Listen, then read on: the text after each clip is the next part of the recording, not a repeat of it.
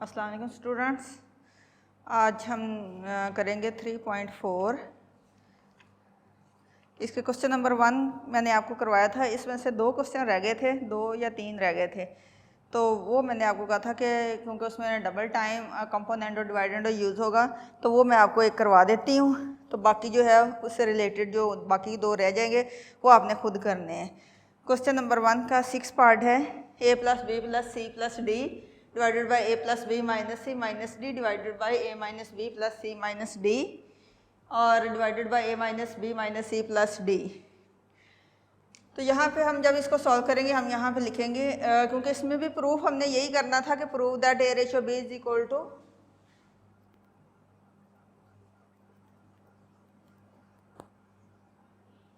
c ratio d। ये चीज़ हमने proof करनी है। और अगर ये चीज़ दी गई होगी तो हम यहाँ पे लिखेंगे यूज़ कंपोनेंडो डिवाइडेंडो थ्योरम।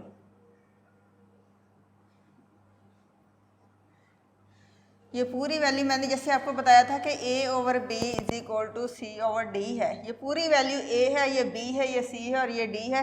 तो कंपोनेंटों में फिर a + b होगा और a - b is equal to c + d और c - d होगा। तो ये पूरी वैल्यू आपने a कंसिडर करनी है। a + b + c + d, ये a हो गया। उसके बाद प्लस का साइन लगेगा और फिर ये वाली वैल्यू हो जाएगी a + b - c - d। फिर ऊपर वाली वैल्यू पहले a + b + c + d, फिर माइनस का साइन, माइनस के जैसे ये दोनों माइनस के जाएंगे और ये 2 प्लस के जाएंगे। -a - b + c + d। यहाँ पे समझ आ गया कि माइनस साइन की वजह से ये साइन जो होंगे ये सारे चारों के चारों ये चेंज हो जाएंगे। इसी तरह c + d लिखेंगे तो a - b + c - d, फिर प्लस का साइन और उसके बाद a - b - c + d divided by, फिर ऊपर वाली value a - b + c - d, फिर उसके बाद -a + b + c - d। अब आपने कटिंग करनी है। देख लेंगे कटिंग किसके, -d जो है वो +d से कटिंग हो गई, -c + c से हो जाएगी, -a + a से, -b + b से, और इधर भी -b जो होगी, -b तो नहीं, -d + d से और -c + c से। इसी तरह यहाँ पे देखें c -a + a और -b + b से। अब आप देखेंगे वैल्यूज़ क्या रहेंगी, a और a 2a, b और b + 2b डिवाइडेड बाय, अब ये भी c 2c + 2d, और यहाँ पे a और a 2a, माइनस का भी -2b, और यहाँ पे c और c 2c - 2d। 2 हम कॉमन ले लेते हैं, a + b, यहाँ पे भी 2 common, c + d, 2 common a - b, 2 common c - d, ये 2 आपस में कैंसिल हो जाएंगे इस तरह।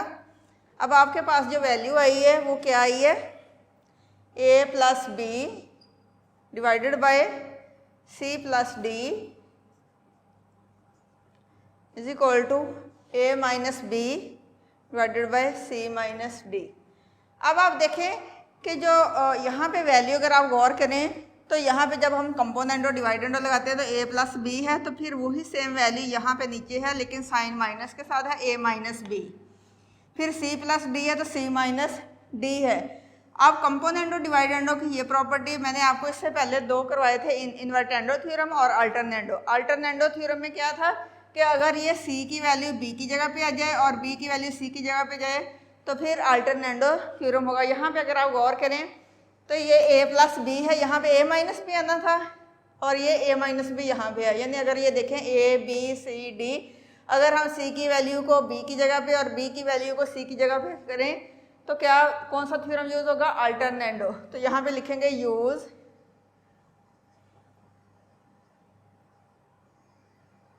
Alternendo theorem. तो उसके मुताबिक a plus B divided by ये वैल्यू इधर आ जाएगी, c वाली वैल्यू a माइनस बी हो जाएगा, और ये c plus D divided by c minus D हो जाएगा। अब यहाँ पे आके दोबारा हम कंपोनेंट और डिवाइडेंड यूज़ करेंगे।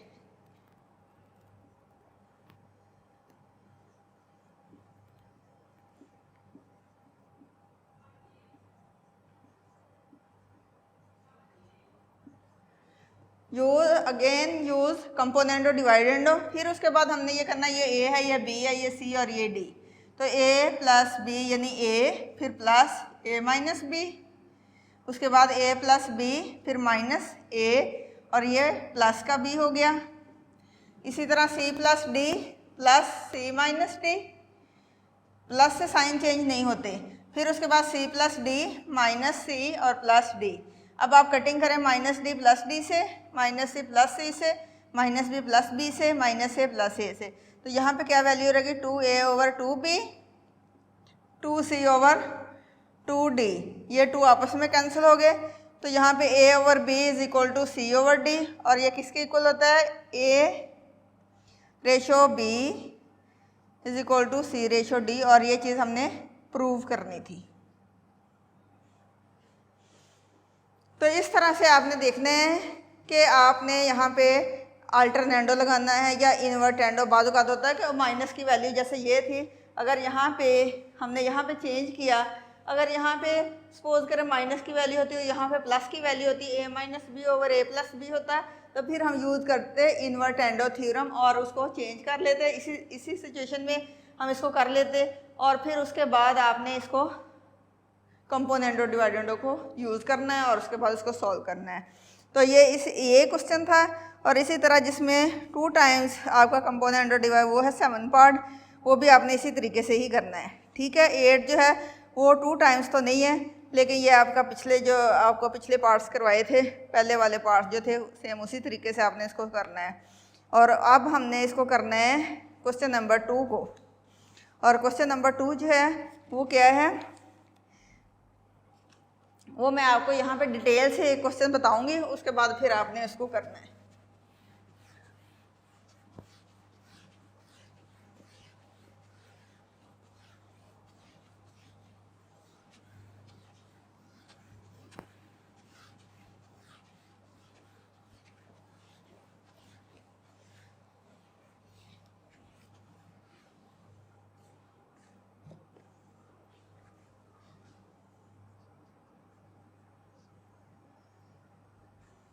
क्वेश्चन नंबर 2, हमने इसमें भी यूजिंग थ्योरम ऑफ कंपोनेंट और डिवाइडेंडो करना है। और इसमें क्वेश्चन लिखा हुआ है find the value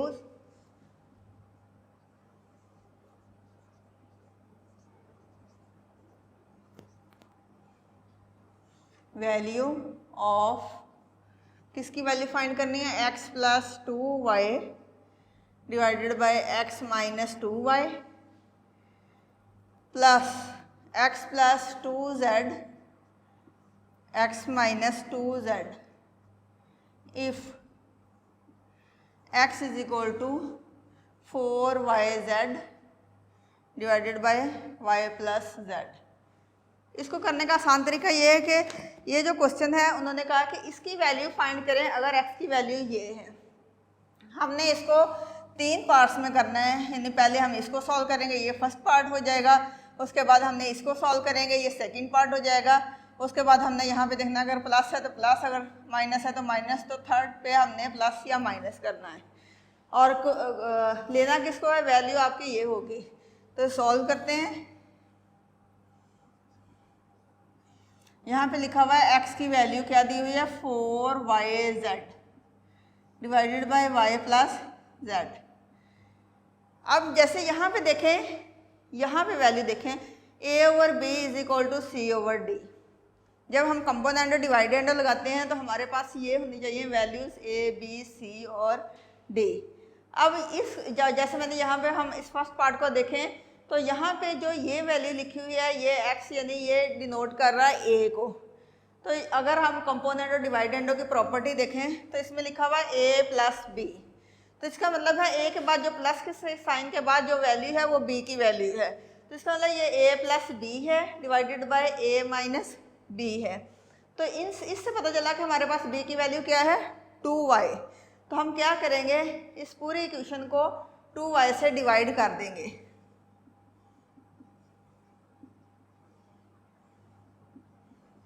both sides.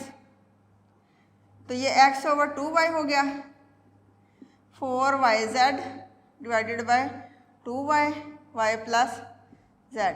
ये कैंसिल कर दें, 2 टू द 4 और y से कैंसिल हो गया। तो x over 2y is equal to 2z divided by y plus z। अब हमारे पास ये जो वैल्यू आ गई ये हो गई a, b, c और d। अब हम यहाँ पे यूज़ करेंगे componendo डिवाइडेंडो।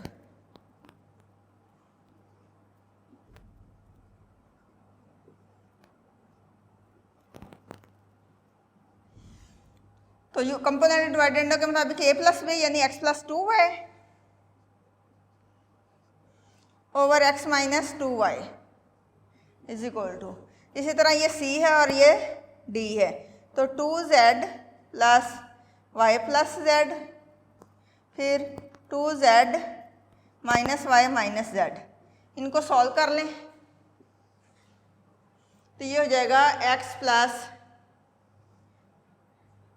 2y divided by x minus 2y is equal to 2z plus z 3z plus y divided by 2z minus z, तो z minus y।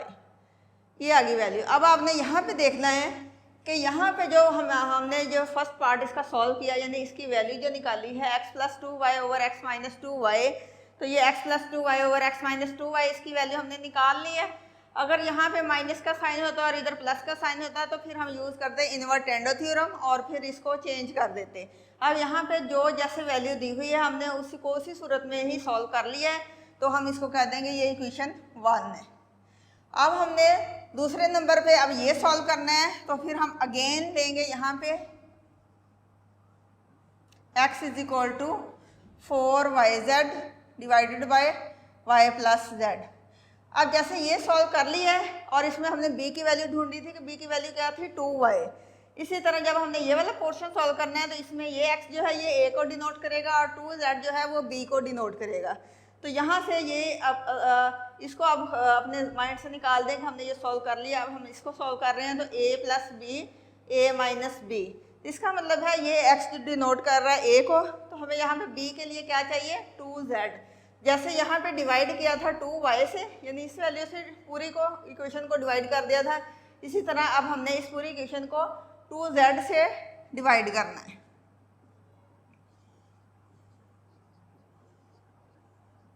Both sides x over 2z 4yz 2z y plus z, 2 to the 4 और z से cancel, x over 2z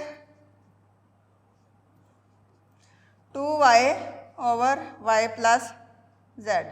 अब हमने यहाँ पे use करेंगे componendo डिवाइडेंडो।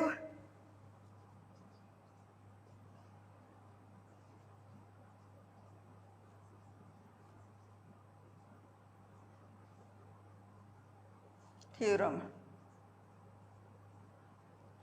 तो यहाँ पे हो जाएगा x plus 2z divided by x minus 2z is equal to, ये c ओवर d हो गया 2y plus y plus z divided by 2y minus y minus z। इसको सॉल्व कर लेंगे, ये हो गया 3y प्लस z और ये हो गया y माइनस z।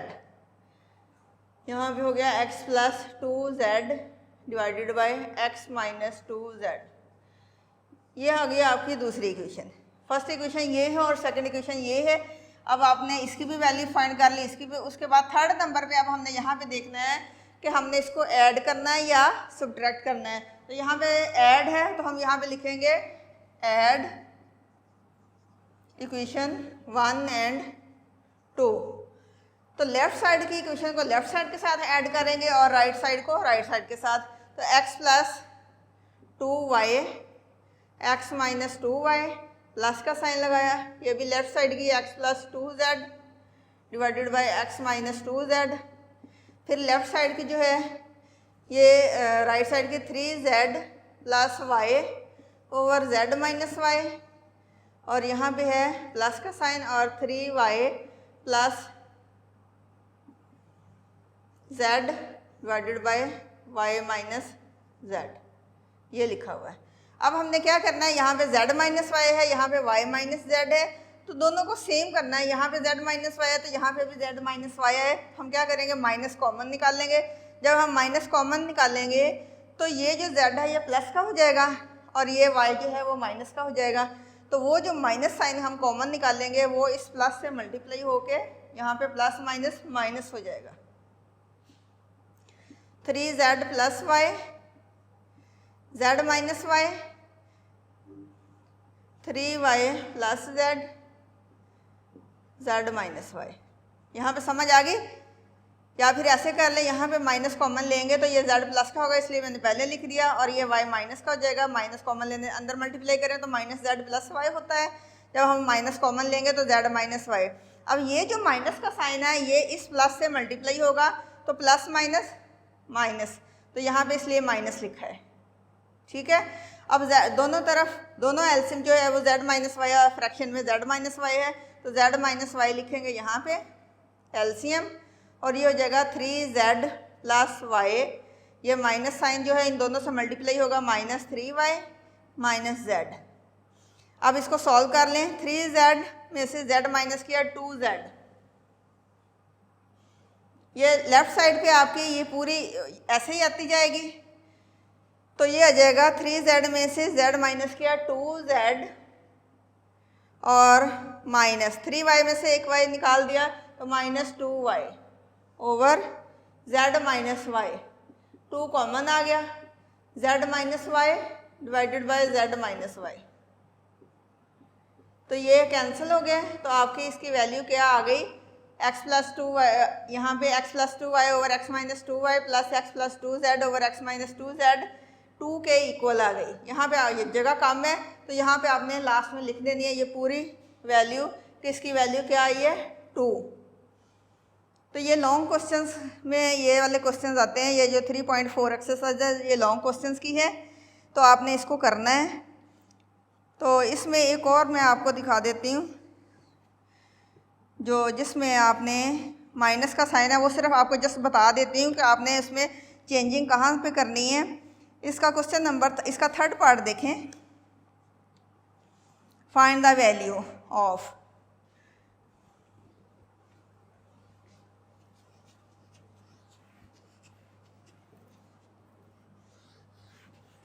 ये सिर्फ मैं आपको हिंट दूंगी, बाकी आपने सॉल्व खुद करना है, इसी तरीके से इसी डिटेल से आपने इसको सॉल्व करना है।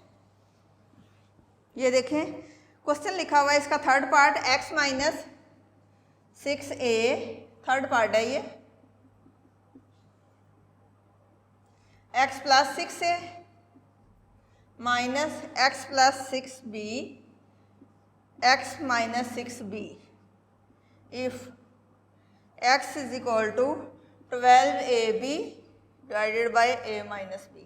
तो आपने इसको जब लेंगे x is equal to 12ab divided by a minus b, पहले आपने इसको सॉल्व करना है। तो यहाँ पे b की वैल्यू क्या है 6a, आपने पूरी वैल्यू को 6a से डिवाइड करेंगे, x over 6a 12ab 6a a minus b, तो ये 6 टू द 12 और a से cancel, x over 6a is equal to 2b a minus b। अब आपने जब यूज़ कंपोनेंडो डिवाइडेंडो करना है यहाँ पे लिख लेंगे, तो ये x प्लस 6a, यहाँ से माइनस का साइन, लेकिन आपने उसको नहीं देखना, पहले आपने कंपोनेंडो डिवाइडेंडो यूज़ करना है। x plus 6a over x minus 6b a sorry 2b plus a minus b 2b minus a plus b, इसको सॉल्व कर लेंगे ये, तो ये हो गया x plus 6a x minus 6a b plus a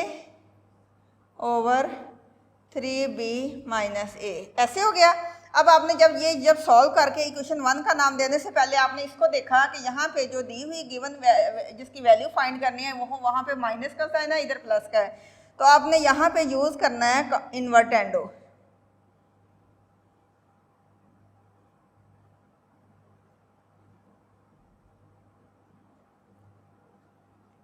invertendo theorem, तो ये हो जाएगा x minus 6a x plus 6a और divided by 3b minus a, और b प्लस a को अरेंज कर लें तो a प्लस b, क्योंकि दोनों प्लस के साइन है, तो तब आपने इसको इक्वेशन 1 का नाम देना है। ठीक हो गया। उसके बाद आपने इक्वेशन 1 का नाम देना है, उसके बाद फिर इसका सेकंड जब करना है तो फिर अगेन इसको लेके तो यहाँ पे 6b से डिवाइड करना है और फिर इसका कंपोनेंटो डिवाइडेंडो करना है। इसमें आपने इन्वर्टेंडो यूज़ नहीं करना क्योंकि यहाँ पे प्लस का साइन है और यहाँ पे माइनस का साइन है। तो मेरा ख्याल है आपको समझ अच्छे से आ गई होगी। फिर 1 और 2 जब इक्वेशंस आ जाएंगी, फिर थर्ड नंबर पे मैंने आपको कहा था कि यहाँ पे आपने देखना है अगर प्लस है तो आपने ऐड करना है इक्वेशन 1 और 2 को, जैसे यहाँ पे किया है। लेकिन यहाँ पे माइनस का साइन है तो यहाँ जहाँ पे ऐड लिखा हुआ है वहाँ पे आपने लिखना है सब्ट्रैक्ट इक्वेशन 1 एंड 2।